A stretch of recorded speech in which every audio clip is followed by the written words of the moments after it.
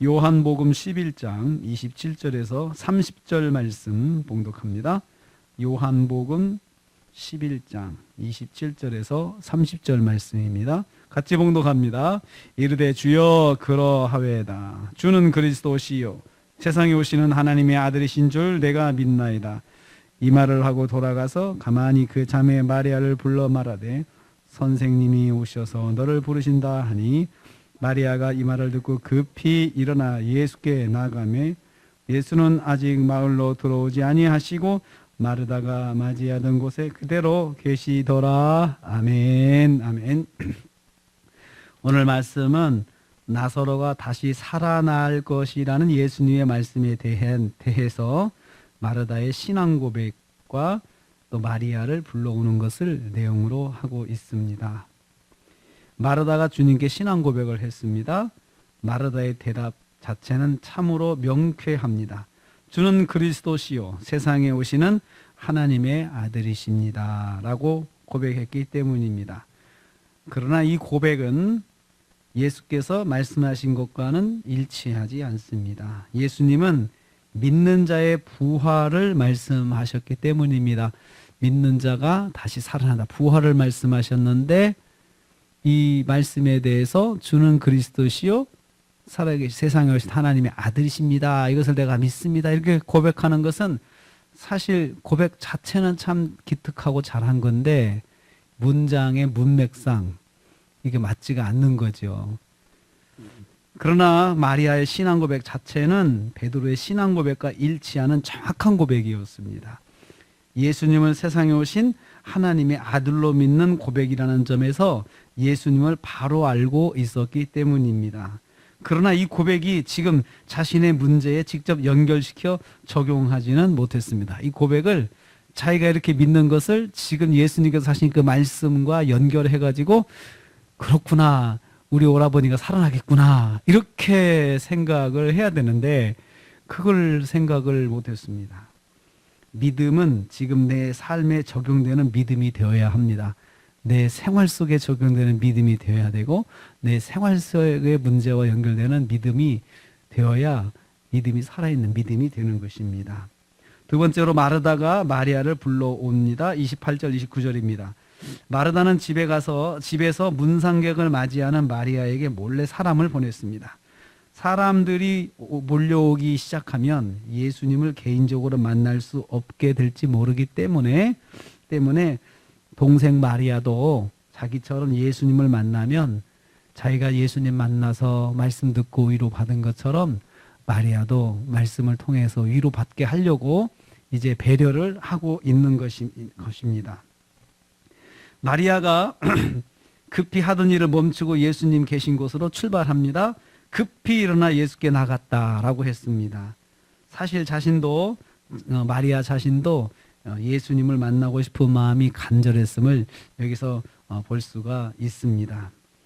여기서 마르다와 마리아는 서로 은혜를 나누게 하려고, 은혜를 받게 하려고 배려하는 형제를 엿볼 수가 있습니다. 함께 은혜 받을 수 있도록 배려하는 마음이 곧 섬기는 마음입니다. 나만 은혜 받지 말고 다른 형제도, 다른 지체도, 다른 성도도 은혜 받을 수 있도록 이렇게 배려하는 것, 그것도 섬기는 마음입니다. 세 번째로 예수님은 아직 마을 밖에 계셨다 했습니다. 30절입니다. 예수님은 아마도 마리아가 도착하기를 기다리셨을 것이다. 주석가들은 그렇게 이야기를 합니다. 앞으로 일어날 나사로의 부활에 대해서 마음의 준비를 시키려 했기 때문입니다. 마르다는 이미 예수님과 대화를 통해서 나사로의 부활에 대한 말씀을 들었습니다. 마찬가지로 마리아도 부활에 대한 말씀을 듣고 마음의 준비를 해야 했기 때문입니다. 그래서 예수님께서 두 자매에게 미리 말씀을 하셔서 그 마음에 크게 놀라지 않도록, 그 사건을 경험하면 사람이 굉장히 흥분할 수 있잖아요. 죽었던 사람이 살아났어요. 그리고 자기들에게 굉장히 절망적이고 그리고 희망이 없다 생각했는데 살아나서 갑자기 큰 기쁨이 닥쳐오면 사람이 크게 흥분하고 또 어찌할 바를 모를 수도 있거든요. 근데 예수님께서 마르다도 그렇고 마리아도 그렇고 미리 말씀하셔서 준비를 시키신 것입니다. 그들이 만날 사건을 말씀을 통해서 이해를 시키신 것이죠. 그래서 나중에 이 사건이 일어났을 때 예수님께서 그 말씀이 그 말씀이었구나.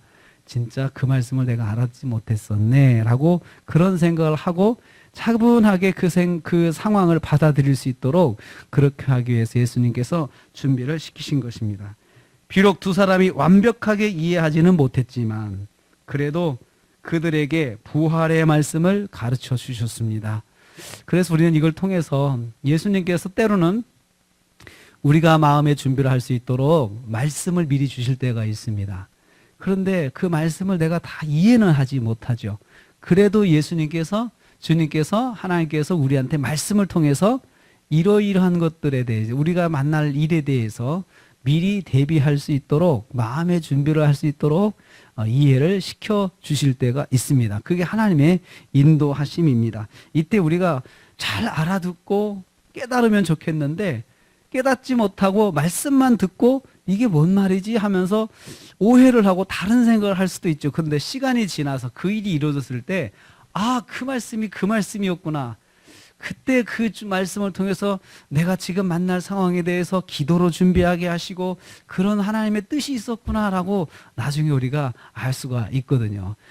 그래서 우리가 못 알아들어도 주님께서는 우리한테 말씀으로 준비시키신다라는 것입니다. 말씀으로 미리 준비시키시는 주님, 이게 하나님의 인도하심입니다. 그리고 또 우리가 믿음 생활하면서 같은 공동체 안에서 우리 성도들이 서로 같이 은혜를 받을 수 있도록 서로 배려하는 마음이 또 있어야 된다는 것, 이것을 여기서 우리에게 말씀하고 있습니다. 저는 첫 번째 말씀을 적용하려고 합니다. 말씀으로 준비시켜 주시는 우리 주님, 또 하나님, 내게 말씀을 주실 때는 그것이 반드시 나하고 관계가 있어서 어떤 일에 대해서 마음의 준비를 시키시고 또 기도 준비하게 하시고 또 내가 그 일을 만났을 때 하나님 앞에 믿음으로 나오게 하려고 말씀으로 준비시키신 때가 있다는 것입니다. 그래서 가만히 돌아보십시오. 내게 주신 말씀이 그런 말씀인지, 혹시 내게 그런 말씀을 어떤 말씀을 주셨는지, 그 말씀이 이해는 못했지만 내게 뭔가를 주님께서 말씀하시려고 하는 것이다 라고 그렇게 생각하면서 주신 말씀을 한번 기억을 해 보시기를 바라겠습니다. 오늘도 우리가 하루를 시작합니다. 말씀으로 우리를 준비시키시는 하나님, 그 하나님을 의지하면서 오늘 하루도 믿음 안에 승리하시는 저와 여러분 되시기를 주님의 이름으로 축복합니다. 기도하겠습니다. 주님 감사합니다.